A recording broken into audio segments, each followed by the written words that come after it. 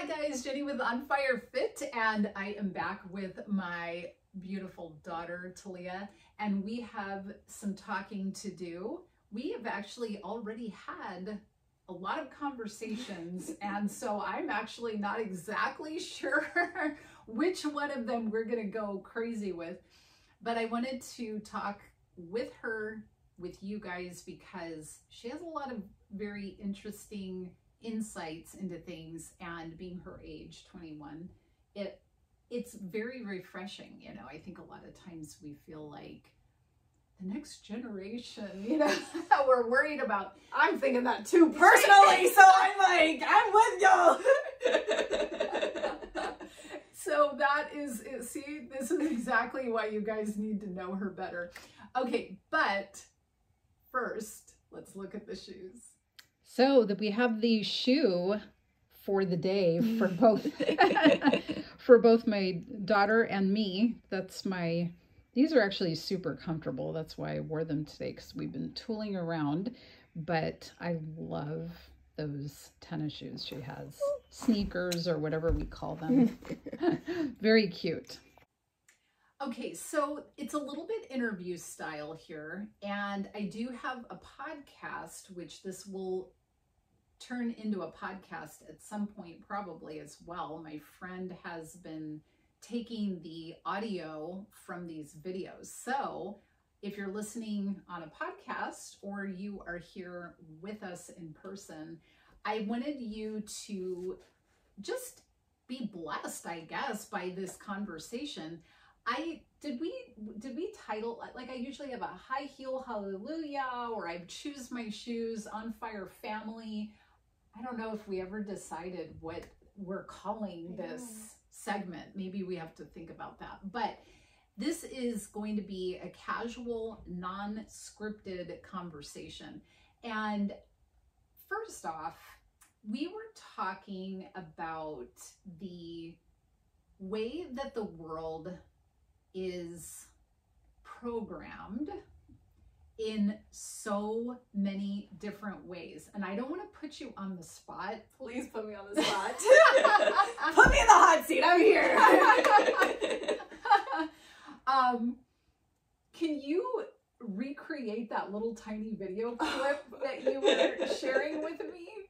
Oh, there's been this like trend online of people using this audio, and I like, whenever things are just like, it feels like everything is going on, I feel like we need a full factory reset, like please, can we like, is there a button or something?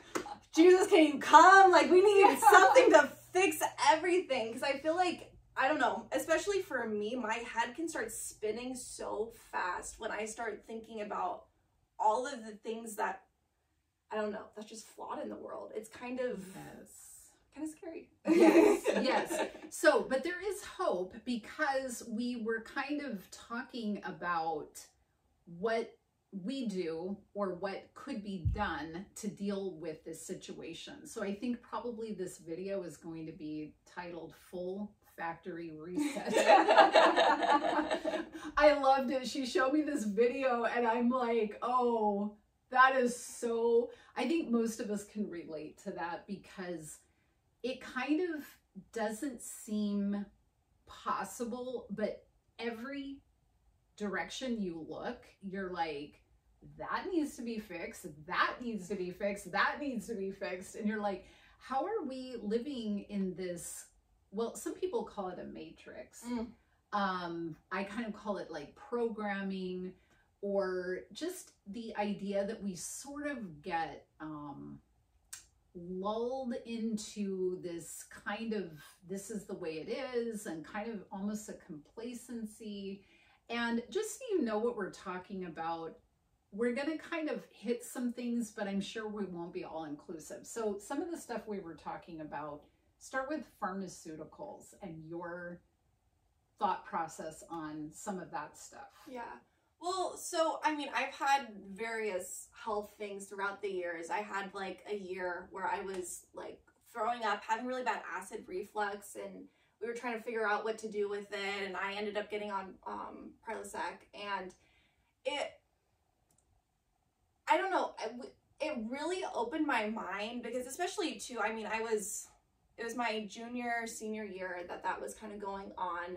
And I don't know, I never had major health issues in the past. So, I mean, I wasn't really, I feel like, exposed to it, but I was told, take this and you'll feel better. And so I started taking it.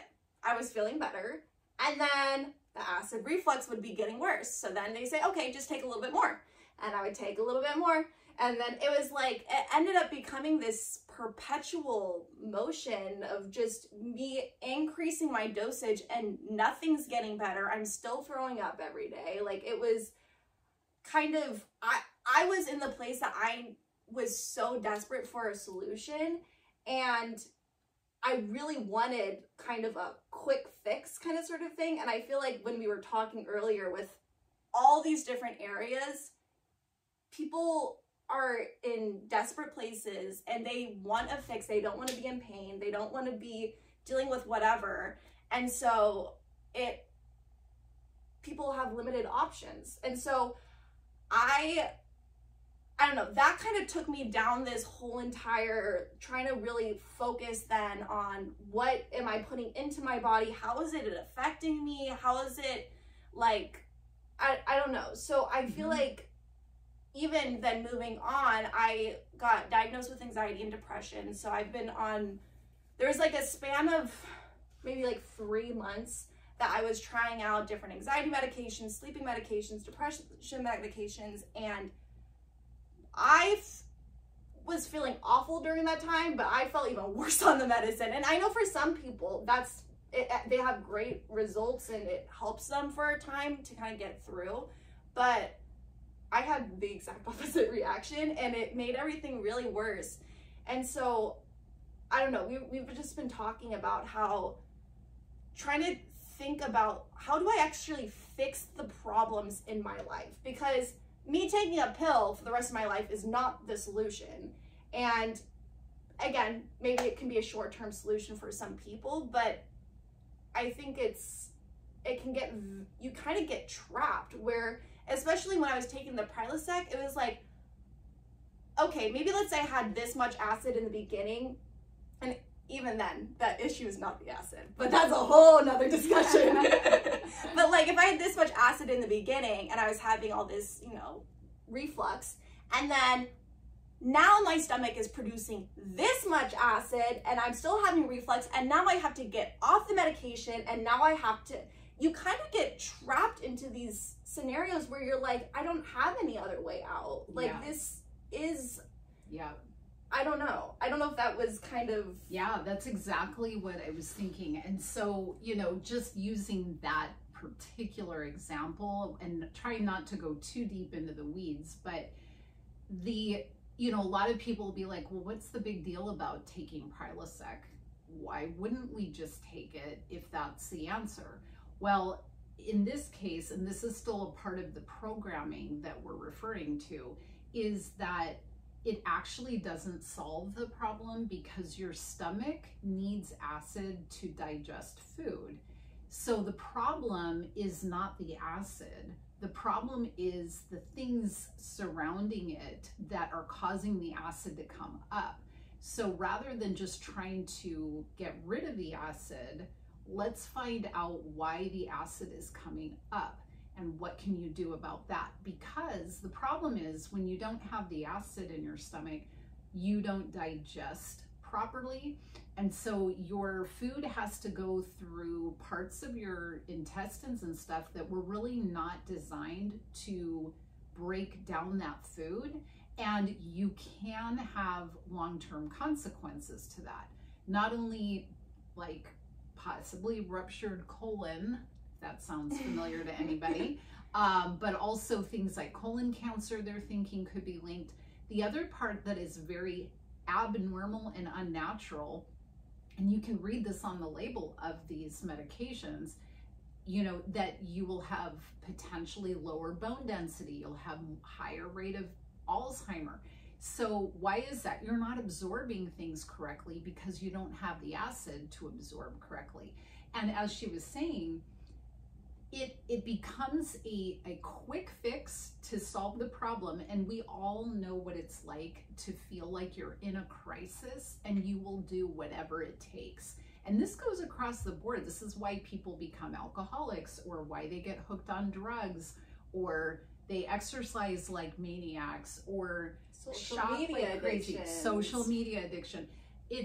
There is a problem that we are trying to fix. And unfortunately, we sometimes in crisis moments revert to something that has a long-term consequence.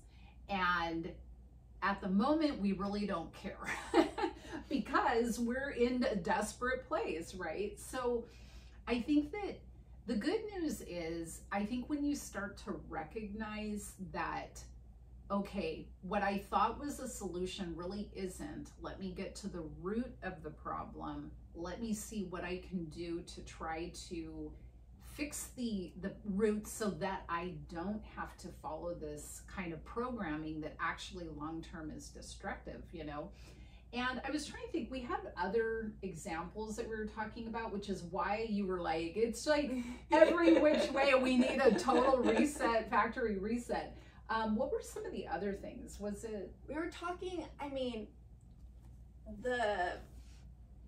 not to go after the sugar and dairy companies. Oh, there we go. But I mean, I remember, you know, you've worked with a lot of patients with diabetes and been a part of kind of that clinic and whatever. And so I remember, like, I don't know, I feel like I was 8 maybe, and you're like, look at what they're telling these people to eat. And it's like 2 Oreos and like for diabetics, like some really high calorie, milky, sugary drink or something. Like it was like a bunch of different, and I remember then like looking at them like, first of all, none of those things are healthy. Like I know that, but then also too, like, why is this what's being recommended? And then finding out that the American Diabetes Association, I don't know if it's still the case, but at the time was being like funded by one of the big dairy corporations. It's like, well, that makes sense now. Like, or the other, it's kind of very, I don't know. I feel like people are aware of some of this stuff, but maybe not to the extent that, like, for me, okay, you know, I think with the dairy companies, they're trying to sell, like they're not necessarily bad, but then they're funding things and then they're having an influence into, this is kind of the pre-programming that I feel like, I don't know, it can get kind of very scary. You kind of feel like, what world am I living in? Because it doesn't even, is my reality even real? Like, I don't know. I know. Well, and I know it can go on. And then, you know, sometimes we don't really know the effects until later. You were talking a little bit about social media or babies being exposed to parents that are on screens all the time and the effect of that. Yes. Yeah, like they're saying like still face or frozen face syndrome of babies, and they can't, like, I don't know, there's like emotional connections that then they're having real big issues with, and then developmentally that's really holding them back. And I don't know, even I feel like personally I've seen with, because I teach kids between the ages of 3 to 12 right now, but some of these little ones, I'm like, I mean, I see their parents out in the lobby, have fun, you know, they're on their phones and they don't care, and they have a hard time interacting with the other kids. Like, it's kind of, it is kind of very interesting to see with things. Yes. And she was talking about, okay, now we're going to kind of bridge into hope. We didn't even get close to touching all the categories, but we're going to bridge over into a little bit of hope. So you were talking a little bit to me prior to all of this about your generation and the benefit of what you grew up with and what your level of awareness. Can you share related to social media? Yeah, so or phones. Or I'm 21, and so I am kind of at the like spot where I feel like I remember second grade specifically was when like iPods were more becoming a thing, but I remember flip phones. I remember wanting your BlackBerry so badly. My grandma gave me one of her old flip phones so I could put it in my, didn't work, but my little play phone and my little thing. Like I remember a world without smartphones. And so, but also. And she didn't have an iPad until she needed it for school. Yes, yeah. In 6th grade. And so I don't know, I feel like I can see the side of things where beforehand all the phones, but also too, I'm not so far, because we were talking about like I feel bad for some of like millennials or people maybe a little bit older in my Gen Z generation or whatever, where, I mean, within the past number of years, there's been plenty of studies coming out about how the effect of blue light, the effect of stuff, developmental, all the different things with social media, phones, whatever. But it kind of, I'm really grateful that I'm on this side where I can start seeing the stuff coming in before I'm a parent, because I mean, I think of all these parents, I mean, obviously, everybody has, we were talking about BPA of when I was a kid, and like, I started being on a rampage throwing out everything that I thought could have BPA, because that was the thing when they were little. I'm like, the sippy cup, I was like tossing things out like crazy, but yeah. I feel like everybody's maybe exposed to things, and you're just gonna have to do the best you can and just move forward from it. Yeah. But I don't know, I think that, especially too, when I talk to a lot of people, I mean, there's a lot of people my age that I feel like I really can't relate to. We were kind of talking about this the other day. But on the other side of things, there's a lot of people my age who are thinking the same exact things as me, who are like, iPad? Absolutely not. My kid won't even know what an iPad is. Like, I don't want that anywhere near them, like, sort of thing. Like, I think that I'm hoping my generation can kind of, because I mean, you know, the generation younger than me, they've had this whole entire time, so they can't imagine a world where without it, or every day, I don't know it. Yeah, I'm seeing like kids who are like 7, like texting their friends on their iPad and FaceTiming them, and I'm like, these kids should be getting together and like playing together. Like, great that they can connect over online, but it's not that's not a solution or a exchange for it. So yes. I don't know. I think that, I don't know. I do really think that there is hope in all these areas, and the first step is awareness, I feel like. Yes, I was gonna say that too. And I think that we have this, maybe I talk about kind of being on a spectrum a lot of times with, you can get to the point where you are so frustrated and saying total factory reset is the only solution, and it's ridiculous, everything that you hear about, everything's killing you, everything is bad for you, everything, you can get into that end of the spectrum where everything feels overwhelming and hopeless. Or, and I've been there at times, not totally hopeless, but just kind of like, oh my gosh, I don't even know what I can do because it seems like so much. But you do get the ability to say, hold on, all of the stress related to that big nightmare of what I just discussed is possibly equal or more destructive to your health than those things are, because your cortisol is high, you're in fight or flight, you're anxious, you're not sleeping well, whatever. And all of those things will negatively affect you. So what would be the solution once you have a sense of awareness? What would be the next step to do? What do you think? I mean, I'm kind of putting you on the spot. No. We didn't really come up with something before, I don't think, but Yeah. Well, and like you were just saying, I think the first step is awareness, but you can't stay there because you'll get just trapped in a world of everything's awful, everything is just burning down in flames. Like, I don't know, but I feel like, at least for me, reminding myself that there are other people that think this way, and that, I mean, there's plenty of other people that don't think the same way too, but knowing that I'm a small part in everything, and also to understanding, like, what I love for, you know, pharmaceutical companies to kind of,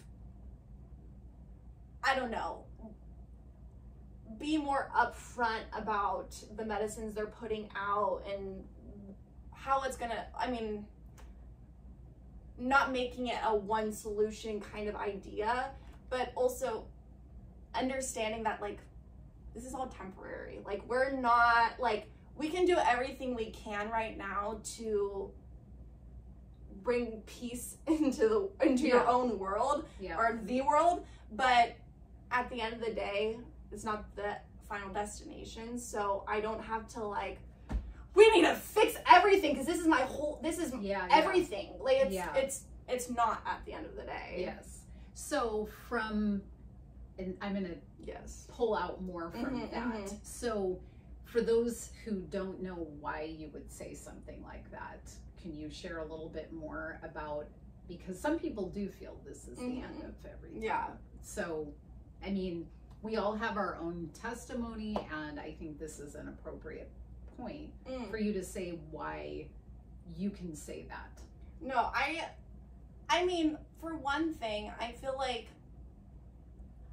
there's been a lot of times that I've really, for sake of better words, felt the hell on earth kind of sort of thing, and God's taken me through those moments and have brought me peace and other stuff. So I know that, one,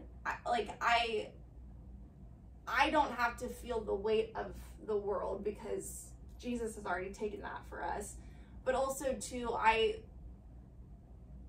really do believe that at the end of the day, like, you know, I'm just praying for Jesus to come and to make everything right again, because I don't know, I feel like if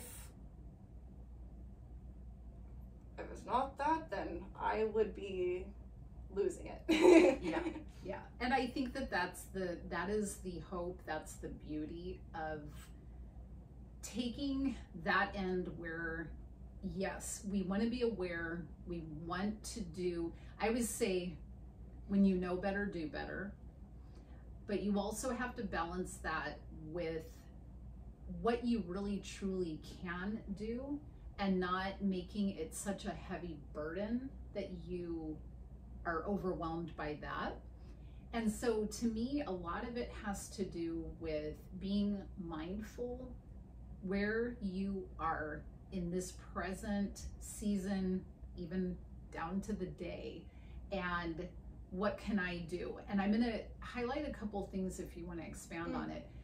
She decided to go vegan/pescatarian or whatever a few years ago, and there's been some influence on other people. I think even at one point you wrote like a paper about it, and the influence that you've had speaking on that, as well as your awareness of gratitude in what some people might consider to be small things. So do you want to talk about any of that?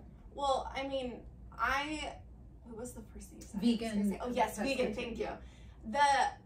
So I mean, okay, after we were just talking about all my acid reflux issues, when I decided, like, I kind of want to get off of that, I started focusing on my diet, try to see what kind of things were affecting me. In general, I was already, like, there's been, like, 2 times in my life. When I was younger, I had an allergy to eggs. Later on, I would get scratchiness in my throat from eggs, so it was like, might as well take that one out. I was already lactose intolerant, take that one out.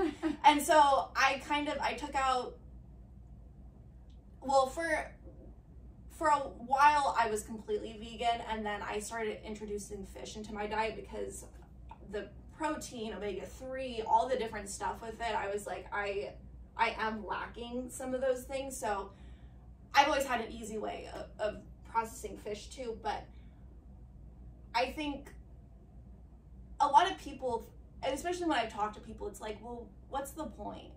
I'm one person, like maybe I'll save 1 cow in a year or whatever. And I personally do, like, I'm vegan both for health and for kind of the, I don't know what you call that. Ethical, sustainable. Yes, reasons and everything like that.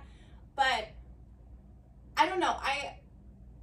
I have found that just me being myself and kind of telling people about my experience with it, people are a lot more open to try vegan foods or try to think more about plant-based options. And like you said, I did write my senior year, I wrote a paper just kind of about the soil issues with overproduction of meat, the animal cruelty, the physical effects and other stuff. And the girl ended up becoming vegetarian because of it. And I mean, I did not write that essay and like, you should, like trying to make people feel bad or anything like that. But and this girl was like doing revisions on it, and she was like, it really was impactful for me. And I think that was like the first way that I was like, I don't have to shove my message down people's throats. Just me bringing awareness to people kind of can have an effect, and kind of God can then kind of work through that. Yeah. But then also, you were saying the other thing? Well, and I was going to say, to tap onto that, was that she is I'm going to say perfect vegan, but not because of like how she follows a certain diet, but how she lives and doesn't condemn anybody. In fact, her boyfriend is a pretty big meat eater, although your influence has made him like vegetables, which has been a new and exciting thing. But she doesn't shove it down, as she said. She doesn't have to shove it down anybody's throat. She's not judgmental. She doesn't make anybody feel guilty. And I feel like that is the truest way to present your message, because I think angry message bearers repel more people than they attract, right? So I think that is one way that you can make a change without feeling burdened about everything, is live your life the way you think is best, and then be a very shining light without bringing darkness into it. And your job is really done at that point. It's like you said, you do your thing, God does the rest. And yeah, so anyway, that I think she's a beautiful testimony of how to live kind of an alternative way that sometimes people get a little bit there's certain people. I will put this even into the category of Christians can sometimes have. I'm gonna say that. Were yes, you? Yes, I was. Yeah, go ahead. Say about it. I don't know. It's so interesting because I mean, I'll tell anybody I'm Christian. I'll share my faith with anybody. But also too, it's been very interesting to me for a while I was working at a coffee shop, and so I was meeting just random people every day, or regulars would come in and we would have conversations and stuff like that. But it would be so interesting where like there'd be moments where I'm just being myself, and if I had been like coming at them and like, or even not even coming at them, but I know a lot of people feel very passionate. Like I feel very passionate about being Christian, about being vegan. I care really a lot about, trying to save as much people around us as possible. But sometimes that empathy, that care can get twisted in translation. Yeah. And then like you were saying, it can repel people. But it's just been interesting with me personally on working at this coffee shop where I have connections with people, and sometimes they'll comment about, like, I mean, I feel weird saying this, but like a light about me or whatever, and that can open up conversations. Yeah. I don't have to always be, I don't know, so aggressive with it. Yes. And that I had seen this little clip of this Christian guy that was talking about a woman that he saw in Chipotle, and that there was this light about her and her eyes that was so pure. And he approached her and he was like, "You follow Jesus, don't you?" And she said, "I do." And when he was retelling the story, he was lit up. And I was like, it's so interesting how your spirit within you can be such a shining light that you don't necessarily have to even say anything for people to be attracted to that. And so I think that is a perfect way to take something that perhaps is one of your quote unquote burdens of where the world needs a factory reset, and you can apply that and feel like, even if it's just for one day, for me, for living my life, this is what I've been called to do. And the other thing that I was talking to you about that I wanted you to talk about is how you have kind of taken day-to-day opportunities for applying some of this stuff. Yeah. You wanna... I don't know, like I just kind of mentioned towards the beginning of the video, I've kind of been battling anxiety, depression, and I especially too after I was on the medications, I really started like trying to figure out what are ways for me to cope in my day-to-day, what are how can I feel like I'm living I don't know, I feel like sometimes, again, like we were saying, everything in the world, and especially for me, it can get so dark that it's like I feel like a zombie going through my days, and I don't want to be feeling like that. But I started having this started probably at the beginning of last year, and it was around the time that I started actually going to biofeedback, and I started researching stuff with the vagus nerve, because that has links to almost everything. It's like anxiety, depression, acid reflux, like all of the things I was having issues with. They were like, if you kind of focus on trying to heal your vagus nerve, then things will come together. So I started doing breathing exercises, learning proper breathing exercises and other stuff. But around this time, I started noticing small things in my life, and in the beginning I felt kind of guilty about it, because I was like, I feel like I'm very much like, I will err on the side of caution to the extreme. Like I will walk on the extreme edge so I can stay away from whatever the thing is, because I don't want to be in a gray area. However, I feel like, especially in therapy, I've been learning that the gray area is where we're supposed to be sometimes with things, that not everything is black and white. But with that, I started seeing numbers places. I started noticing like butterflies all around me, dragonflies, and like I don't know, I was really struggling with myself at the time, because I was like, I feel like God is trying to speak to me through this, but I'm not trying to get like into like spiritualism and like the kind of weird that stuff. And so I don't know, I had conversations with you, I've had conversations with Pastor Jim, a bunch of different people where,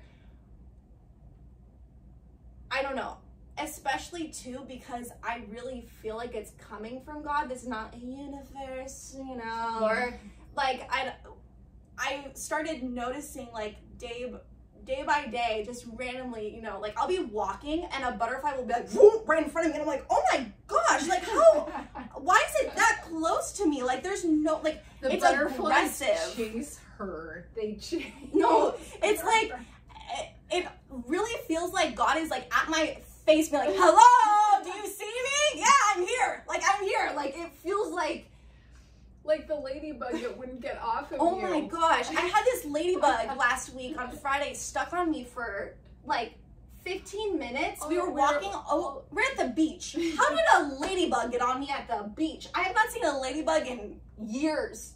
We're not in an area where there's ladybugs. No. So it just like, I don't know. I started then kind of listening to some of those things, and I don't know, throughout time, different numbers have come up, and I've kind of like, there's been some great, that's a whole nother story. I feel like that's a big one. But there's been multiple times that it's like, this is exactly what God, like, I don't know, it feels like because I'm looking for where God is in all these situations, that he is, I don't know, like showing up and is like giving me these daily reminders and stuff like that. And I don't know, even like when I'm teaching my little kids and they'll say something, or, you know, I'll be having a hard day and one of them will come up to me and be like, I love you, Miss Thalia. And like, I don't know, I feel like that's God speaking through, like, you know, like he God works through all these little moments. And I think it's really easy to look over them and for it to kind of, like, at the end of the day, what's a butterfly flying in front of you really? Like, it's a little moment, but it really helps me stay present in the moment and remind myself, like, you know, I always go back to that Bible verse, and I think especially too because as a kid it was one of my favorite ones, but you know, it's like, see how God dresses the lilies. They don't, like, he takes care of all these little things. And I think about this little butterfly, and you know, sometimes they're like whoo, whoo, whoo, whoo, like going, and I'm thinking this poor little guy is probably thinking, I don't know where to go, I don't know where the next flower is, I don't know. And yet God's taking care of that little butterfly. And I don't know, it helps me remind myself that there is life around me, and it, having that gratitude really, I don't know, brings that life into me almost. Yes. And that is kind of where we're, you know, kind of gonna leave it at this point, is the I think the antidote or the solution to this overwhelming feeling that we sometimes have, whether it's anxiety, depression, frustration, feeling like the whole world is caving in on us. First of all, when you have the hope that this is not the end, that there is another better place where all of this is not going to be a problem anymore, and God in the end will get justice for all of the things that we find that are wrong in this world. So we don't have to worry about getting justice now. We know he's going to. But what can we do when we have all of this awareness, and what can we do to live our lives the most effectively and purposefully? And, you know, somebody, I think it might have been Tony Robbins, talked about people don't need to actually reach a goal to be happy. They need to feel like they're making progress. And it can be tiny, tiny progress, but just a little progress versus the feeling of standing still or being overwhelmed by everything is enough to bring you happiness. We can debate about happiness and joy later, but what can you do? Well, I think we've given some suggestions here. One is live your life the best way that you know how. And I think we'll make another video at some point about maybe some things you can think about for how to go about that, but also practicing being mindful in your day to day. And you know, so I've talked about this, I think, in some of my videos, but one of my favorite things to do is when I walk the neighborhood, don't listen to anything, don't look at my phone, look at the flowers. We're blessed in this area that there's a lot of different flowers and trees and things, but notice all of this nature God made. It's still pure in so many ways. We've destroyed a lot of it, but there still is a lot. And I mean, even when you're talking about the butterfly being worried and things like that, and I look at some of these trees and flowers and I'm like, they may be in a world that is just out of control, but they just grow, they just bloom, they just take what water they've been given and sunlight they've been given, and they just do their job. And it's like, oh, that's all we have to do. And I think that that is a beautiful hope that we can have, and it gives us something that we can do. So, you know, I would say more than anything, try to become more mindful and practicing that gratitude for some of the most minute things. And it's amazing how your brain can change. Yes. I so agree. Yeah. Any final thoughts from Thalia? Well, I had this picture while you were talking, so I feel like I should say it. Yeah. But the other day I was driving on past like the street, and I really recently I've always loved flowers, but like trees have been like I love trees right now, and it's crazy to me. Like you're saying, there's so many, like, I mean, I think as a kid, like drawing one sort type of tree, and there's so many different trees with different trunks, with different branches, with different leaves, with different shapes, with different size. Like, it's kind of really crazy. But I was driving past, and there's been these really, really beautiful trees that, like, they have kind of a very spherical top, and they're pink flowers. There's no leaves, only pink flowers.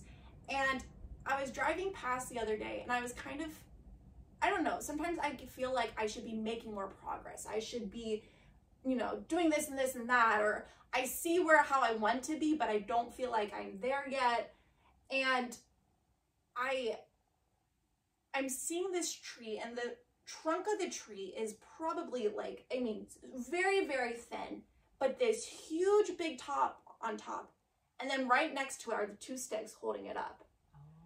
And I just stopped, and I was like, sometimes, you know, it's the people around you that like really help you bloom, and you can still have this growth and still be needing help, or still like not be in the place you want to be, you know?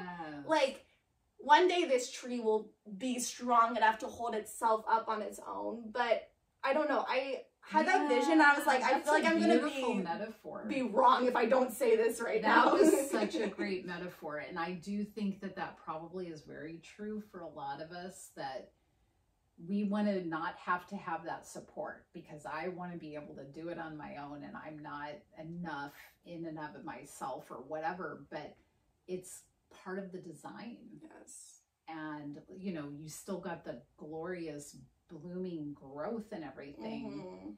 And that's a beautiful metaphor. What a great way to, you know, kind of bring this to a close. So thank you guys. Thank you for being here. Thank you for my sweet girl helping me with this. And we're going to be making more videos. She's actually helping me with a few different things. So we have some other little projects coming up. Yes. So anyway, thanks so much for being with us, and I hope that you have a beautiful day. We'll see you in the next video.